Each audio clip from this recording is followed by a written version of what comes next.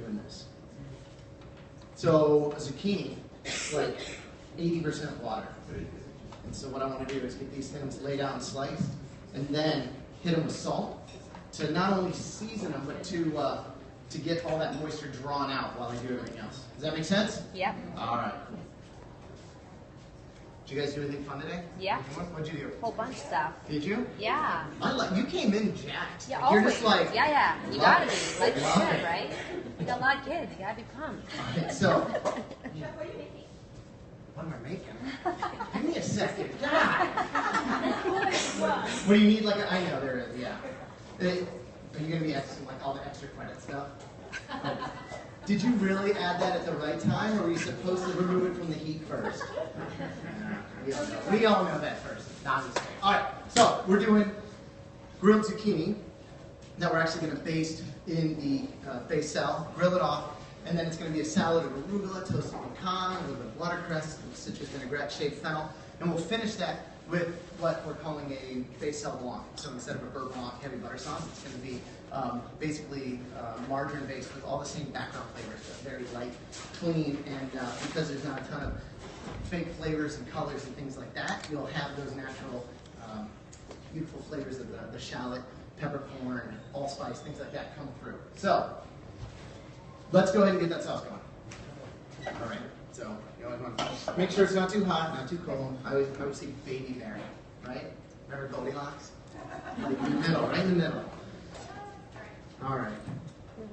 I'm not worried about like dicing this properly. I'm just going to rough chop it up because I'm not going to be serving it. I'm just trying to get some flavor from it. Okay. Just a little bit of oil. Just a little? Just a little. Just to make sure it doesn't stick. We'll be entering Fat Town soon, don't you worry. All right, so. That's where we live. That's where we live. Population meat. All right. So you got that. I'm going to throw in our allspice, just for a nice little fragrance. Peppercorn. A little salt, just to bring out some of that moisture. Again, you know, salt.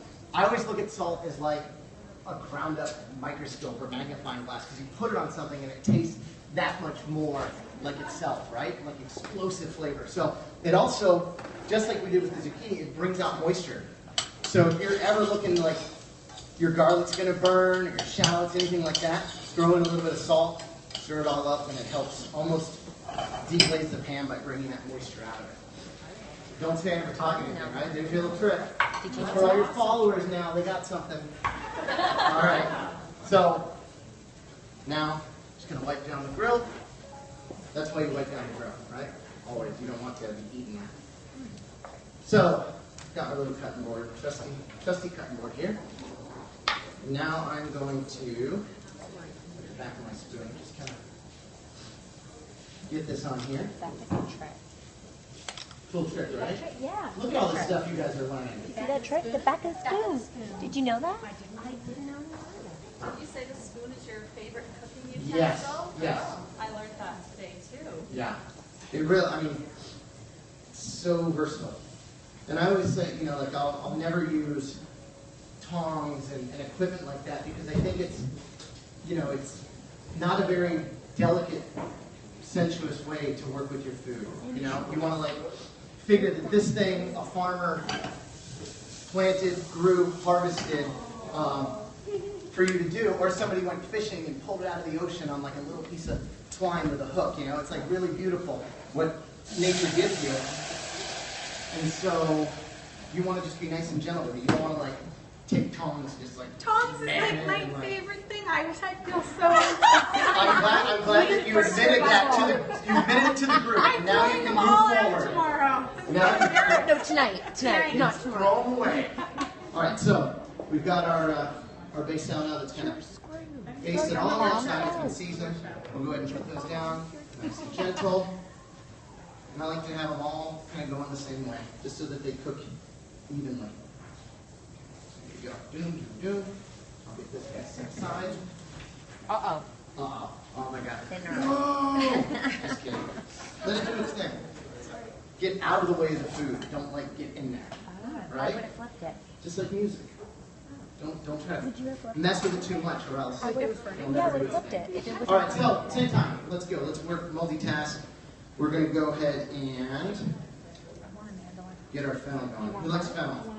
I did. Yeah. That's a mandolin? This is a mandolin. I think we should. Okay, let me. Do it do ukuleles or whatever they're called? Yeah. Zoodle. All right. Zoodle? Fennel. Zoodle. Grab my knife. There we go. I love all this stuff. That, you know what that's good for? What? Making a quick little fennel pesto. It's delicious. A quick little Right? pesto. That's the other thing I love doing. And now I can just tell it's time to like flip these guys a little. Using everything that nature gives you. So a piece of fennel, or the lowly underrated celery, right? Celery's like 5 cents a pound. Nobody uses it. It gives you a root. It gives you the actual celery. It gives you celery seeds inside the heart of that celery, or the leaves that you can use in a salad. There's like so many things.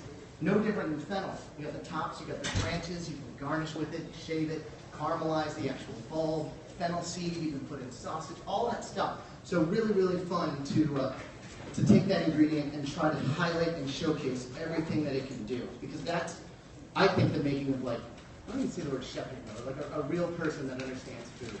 Not just a foodie, right? Because anybody can go to a restaurant or look at a cookbook and say they're a foodie.